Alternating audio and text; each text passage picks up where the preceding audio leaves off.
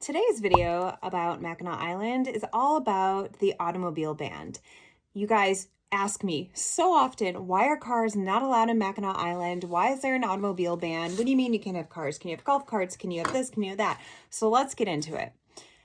It all dates back to the history of the carriagemen. Carriagemen are the men who drove horses and carriages on the island way before cars. So prior to 1869, it was kind of a free-for-all, nothing super official. The island at that point was very much influenced by the fur trade, by the fort, military influence and the fur trade, and Native American relationships at that time. By 1869, carriagemen officially began providing tours to the city of Mackinac Island when the first carriage license was issued.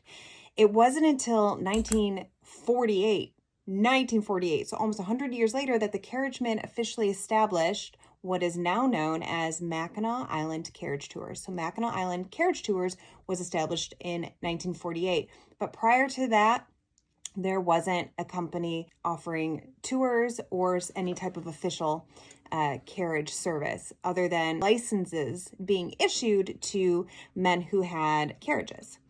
Now, the carriagemen and founders of the now Mackinac Island Carriage Tours had a very prominent role in there not being cars allowed on Mackinac Island. So remember, we're talking late 1800s at this point.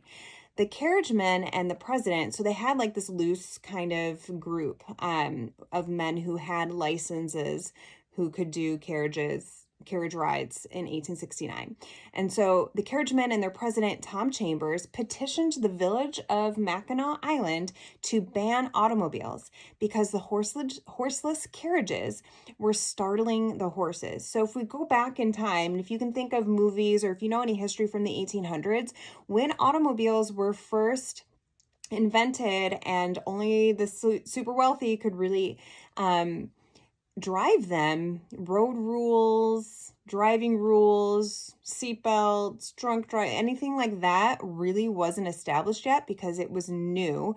So you can imagine that that type of driving around horses would be very disruptive to the horses and scaring horses, which, as we kind of stated earlier, is a more established way of getting around in the island. Obviously more established getting around at all back then because there weren't automobiles. So they were really a nuisance on the island. Now, Tom Chambers, a little bit history about him, was driven out of Ireland by the potato famine and then settled on Mackinac Island in 1830. And he later built, which is still standing, a house and stable at the corner of Market Street and Cadott Avenue. You can come to Mackinac Island today and see the original house and stable from 1830 that Tom Chambers built when he came from Ireland. He raised his family here. He broke and trained his fine hackney horses. Hackney horses are a really cool breed of horse. And he built carriages. Now, Tom's sons and grandsons were all carriagemen. And today, Brad Chambers, a descendant of Tom Chambers, runs the company of Mackinac Island Carriage Tours. If you talk to anybody on the island who knows Brad, everybody will say how incredible of a guy Brad is, which is honestly a testament to the heritage of the carriagemen. Now, back to why there's an automobile ban. So in 1896, the first automobiles made their debut on Mackinac Island. So 1896, automobiles came in to a small island that has horses and carriages. And if you've ever been to Mackinac Island, it's only 8.2 miles around. I don't think it's 8.3, but it's small. Most of our island, 80% of our island is state park. So where people live is very much in a, like at that time was in one area, so very congested. And you can imagine that automobiles would have been a very unwelcomed, noisy addition to the island. And in fact, it was. They were deemed as dangerous horseless carriages. As you can imagine, how people drove back then on top of a small island, on top of it being crowded, and on top of being scaring the horses, I could only imagine the chaos on the island in 1896. Now, the village council voted and forbid automobiles because it was petitioned by the carriagemen not to have automobiles, and city council voted for it and forbid automobiles. And the Mackinac Island State Park Commission, which was formed in 1895, supported the ban. And this just demonstrates the power that the carriagemen had on Mackinac Island and still do to this day. Now, by this time, Mackinac Island, so we're talking late 1800s, early 1900s, became a very wealthy resort community. And it is to this day a resort community and arguably a wealthy resort community. Carriagemen would crowd the street at this time where the boats come off. Now, if you've ever been to Mackinac Island and you come off the ferries, you would probably think, oh my gosh, it's so congested with bikes and horses and carriages.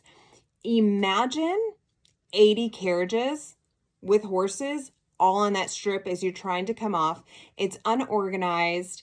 There isn't a set fare price, so there's going to be price cutting. There's going to be heavy competition to get passengers onto the carriage to take them places. And as you can imagine, it was chaotic and brawls would break out and people get ripped off and like just not a good vibe, not a good vibe at all. So because competition was fierce and there was price cutting and brawls, there was need for some type of organization. Now, in 1924, Mackinac Island State Park Commission mediated the chaos and called a carriage owner meeting. So all the carriage owners, everybody who is trying to make money off the passengers and tourists coming to the island came together, and this meeting resulted in the Carriage Men's Association, which was an official self-governing organization that was able to set fare prices. So at least now we're starting to see some type of order to the carriage situation. So there's an automobile ban, and now we're seeing organized carriage things. And then in 1947, each carriageman who could provide a team of horses and a carriage was issued shares in stock in what is now the Mackinac Island Carriage Tour Company, this new corporation. And it is the biggest carriage tour company on the island to this day. By large, Mackinac Island Carriage Tours continues to be the largest carriage company. It has the most horses.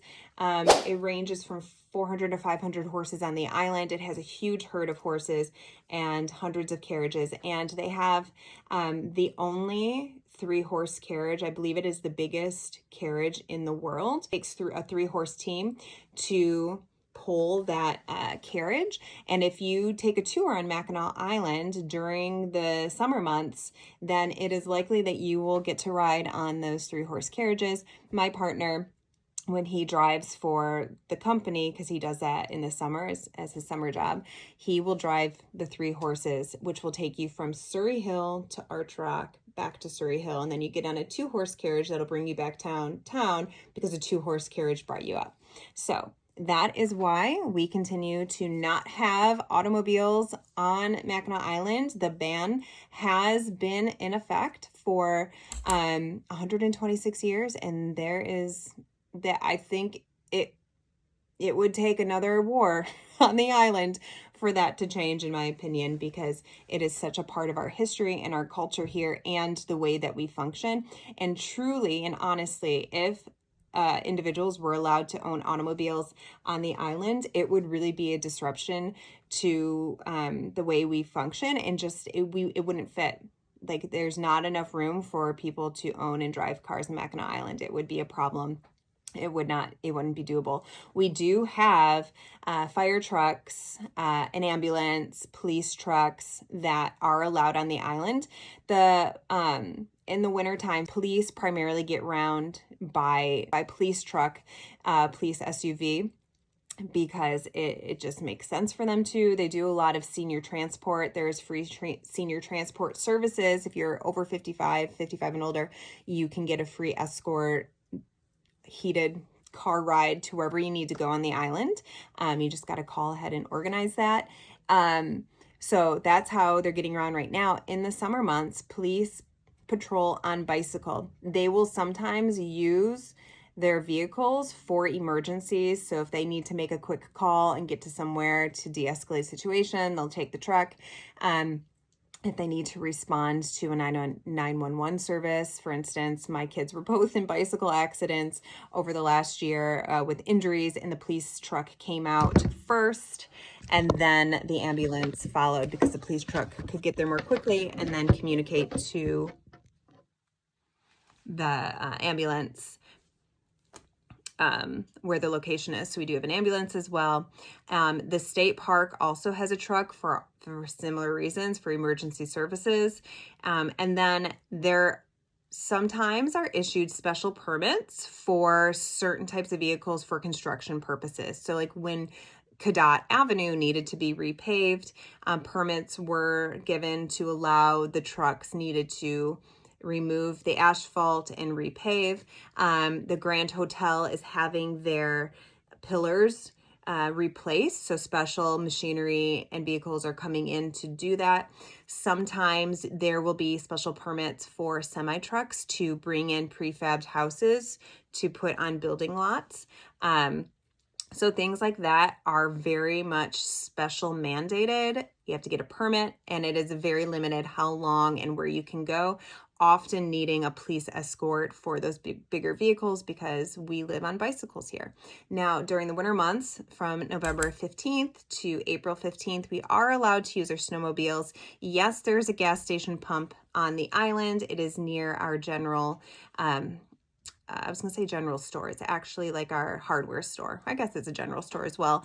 On the freight dock is where we get gas. The police have their own gas access, and the state park also has their own gas and like stations that are just for their machinery. Tractors are allowed for certain, like the school has a tractor, so to manage the property. The state park also has tractors. And then what you guys don't see is back in our dump, on dump property, there are big machineries allowed because they have to shovel and push piles of garbage and into dumpsters that go off to island. But all our trash is picked up by horse and trash carriage thing. I don't actually know what that's called, but it's a dray with tall walls, and there's a guy or two who drive two horses and then stop and throw the trash into the bin. And then it's taken to the dump. And then once it's at the dump, it is hand tossed into different piles. And then from there, machinery sorts it and it goes off island. So that is the insight to our automobile ban and what is allowed on the island. If you guys have any questions, let me know. I am happy to answer.